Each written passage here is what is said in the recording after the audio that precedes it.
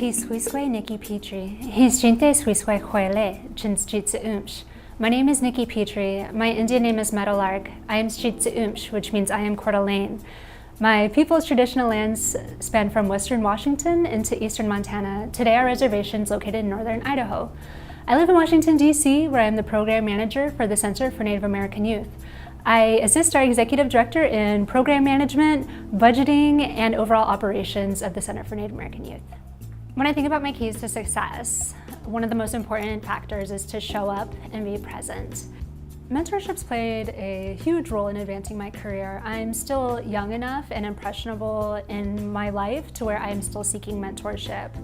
In the Indian way, I don't think I've ever used the term mentor before. I've addressed myself as auntie or big sister because that's kind of how we relate to each other in our cultural ways. And so when I think about the women or my aunties or my big sisters who have paved the way for me, creating opportunities that are beneficial to myself or that they would see beneficial have just led me down the path that I am today, and continually seeking advice from them has just been beneficial and led me to be away from home, and just kind of led me down to, I guess, where I'm at today. The biggest impact that my mentors or my sisters and aunties have played on my life, it's having them encourage me to get comfortable with being uncomfortable.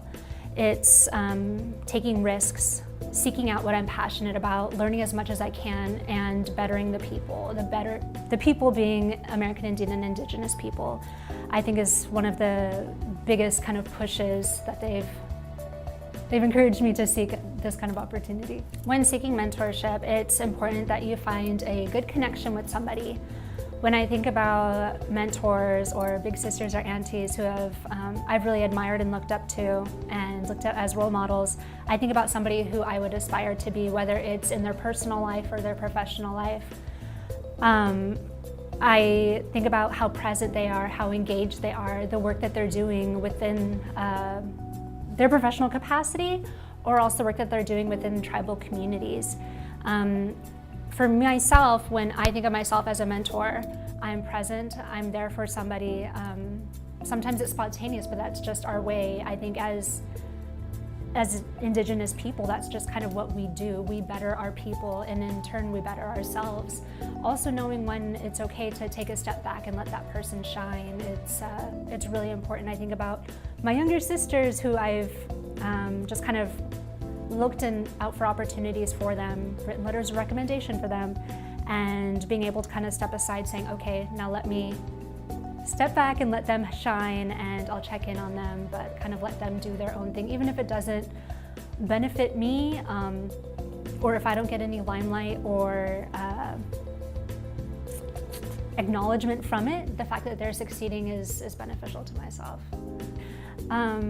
A multicultural woman that has inspired me would be my mother and my aunties.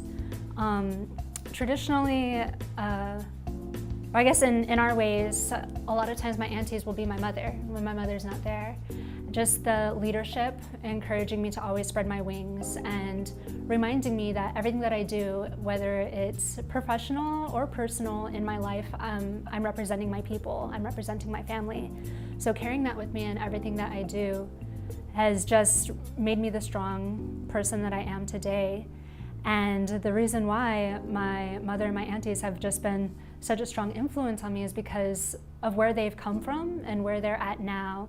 Seeing how they came from so little, yet have made the future so bright for the next generation is something that I want to make sure that I do, make sure that I keep moving forward in a good way to ensure that our youth have a better future than what I did. Nikki Pitre, and I have been boss.